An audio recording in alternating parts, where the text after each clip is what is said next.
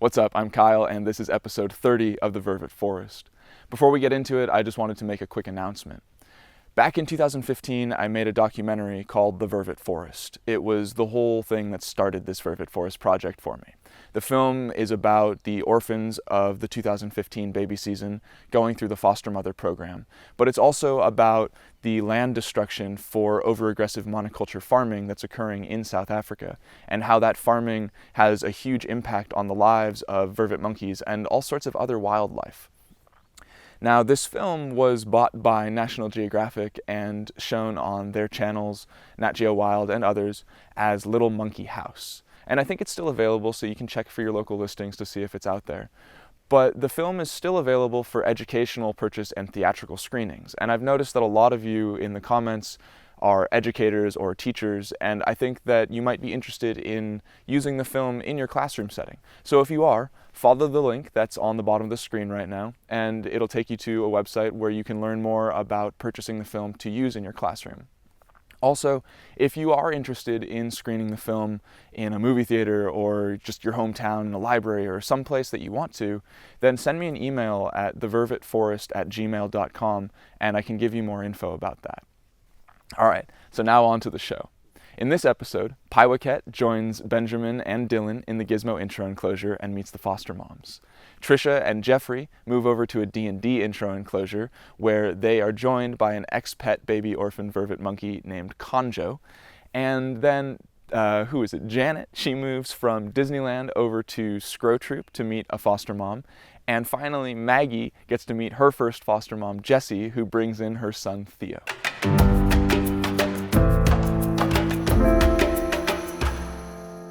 Because of Pyewacket's age and proficiency at using the feeding cage, we've sent him over to the Gismo intro enclosure, where he met Benjamin, Dylan, and his new foster moms.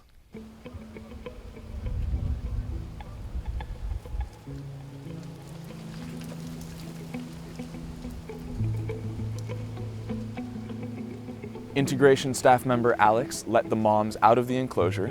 We put little Pieface inside, and then Alex let the moms back inside.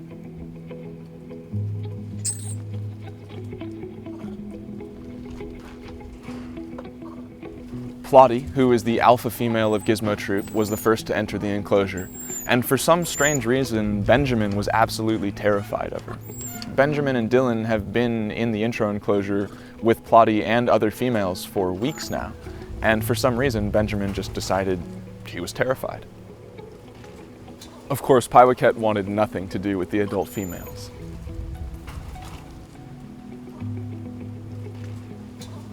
Eventually, Plotty cornered Benjamin and Dylan and grabbed him up and hugged them, and everything went back to normal.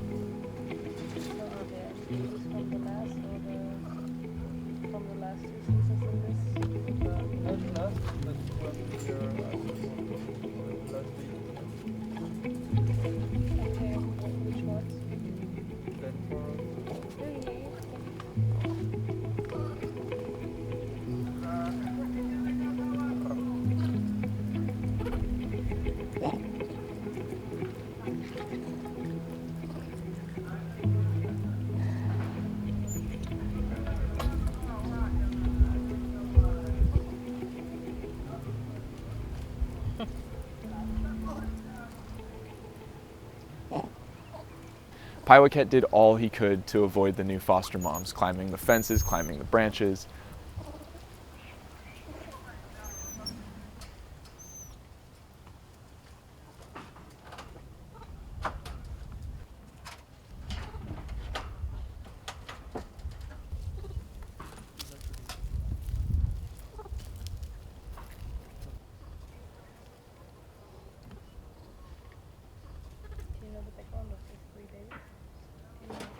But he did enjoy his time with Benjamin and Dylan.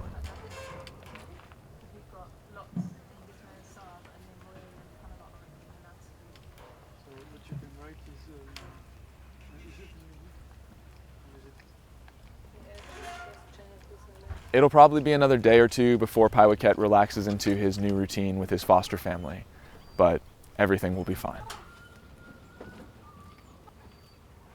Jeffrey and Trisha were moved to a D&D intro enclosure, just a few enclosures away from Merlin and Timothy.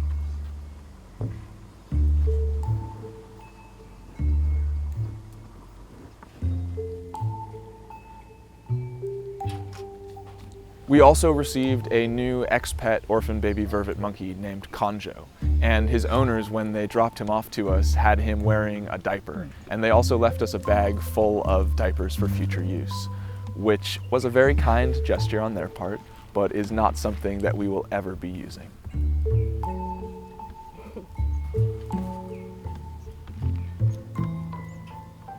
Does he play with them much? No, just ignores them.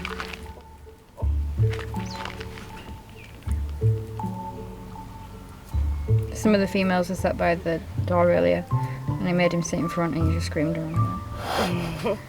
So that didn't go well. See, this is why people should not have pets. Trisha and Jeffrey were both pretty nervous about meeting the adult monkeys even through the fence, and they spent most of the time just holding each other inside the feeding cage while eating, or over inside their little travel cage.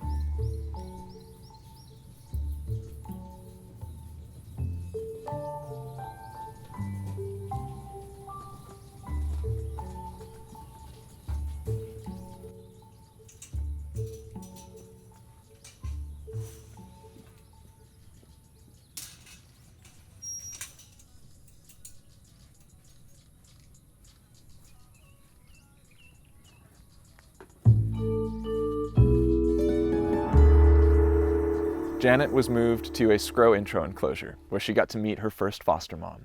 Janet was pretty nervous when the humans first left the enclosure, and she climbed the fence calling for us, and we were worried that we might have a screamer on our hands, but she did all right.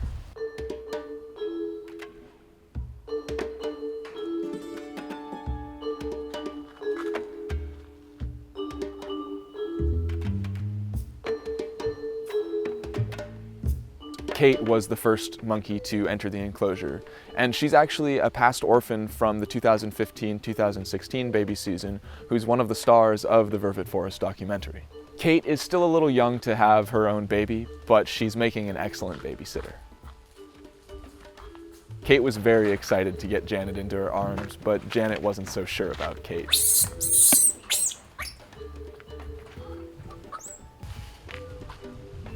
Kate grabbed Janet a couple of times and ran straight to the gate, thinking that she could just take her out into the troop right away. But that was never going to happen.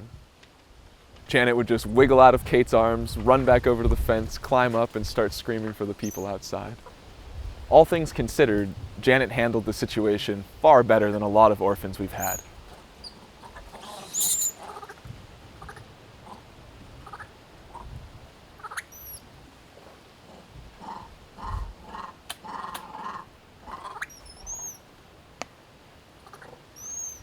Eventually, foster mom Polar entered the enclosure, and with her experience, she applied a much more subtle approach.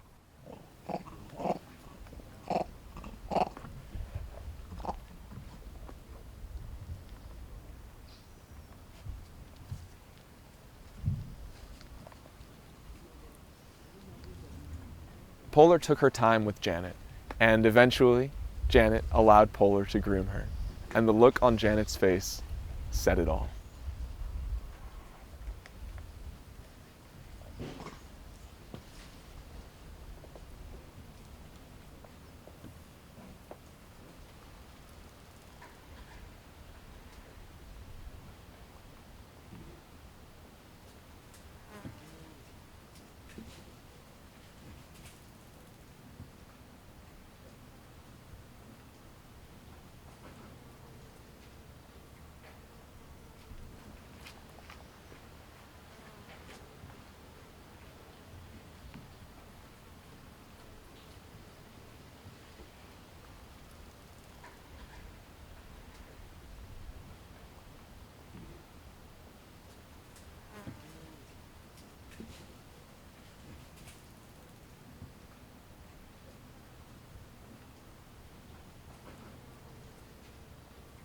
It's still a little too soon to say who Janet's official foster mom will be, but Polar is an excellent first candidate.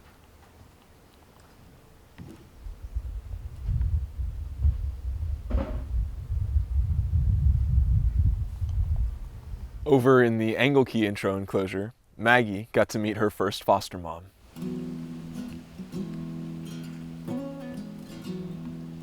A lot of females came into the enclosure, but none of them wanted to stay, except for one excellent foster mom named Jessie. Jessie is just that go-to foster monkey mom who is willing to always be there for any new baby. And of course, always tagging along with Jessie is her adopted son, Theo.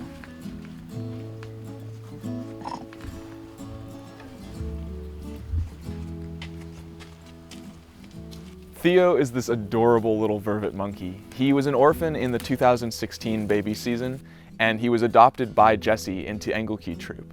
But Theo has a really poop immune system, and he just got sick constantly. He would get fungal infections and parasite loads in his body, and he even ended up with pneumonia at one point, which just seemed to stunt his growth. So even though he's older than some of the babies this year, he's smaller than most of them.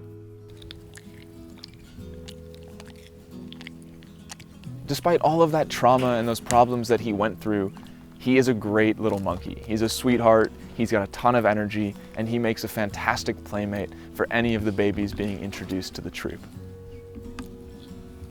Jessie, on the other hand, is the most vain monkey that I've ever met.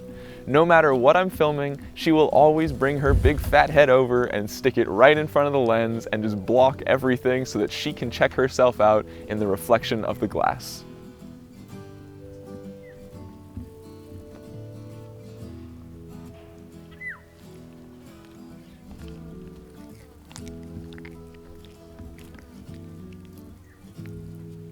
Maggie is the chillest baby monkey ever. She just hangs out, doesn't put up a fuss, pleased to have Jessie there, pleased to have Theo there, but still manages to do her own thing and get along with everyone.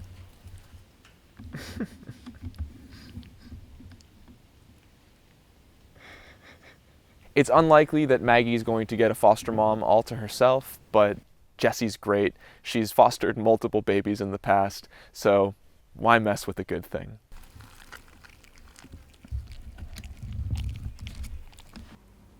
Over in the D&D intro enclosure, Trisha developed Thrush, and that's not the best situation because basically it means that her and Conjo and Jeffrey all have to be sent back to the baby cabin for an extended quarantine period.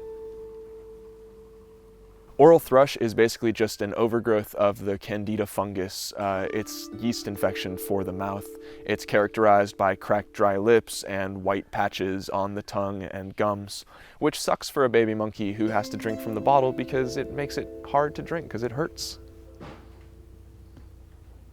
Once back in the baby cabin, Trisha seemed pretty bummed out about the whole situation, and Jeffrey did his best to console her.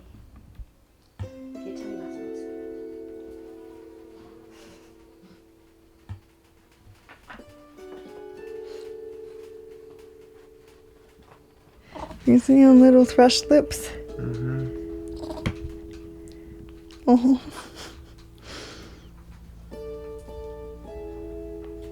That's a shame. Little sad duck face. Conjo doesn't care where he is as long as he's with people, and he spent most of the time just snuggling on laps and trying to play with the staff members.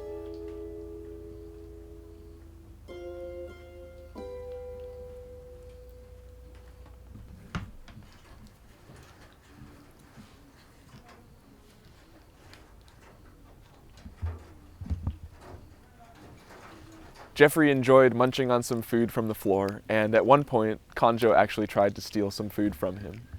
So you've got to watch Conjo's face in this next clip, because he and Jeffrey are hanging out on the window, and Jeffrey's eating his snack, and Conjo reaches over to try to take Jeffrey's snack, and Jeffrey just turns over and smacks Conjo and gives him a quick little bite.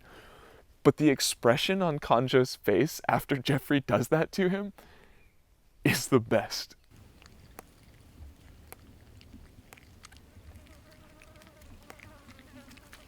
Look at how offended Conjo is. Here it is again.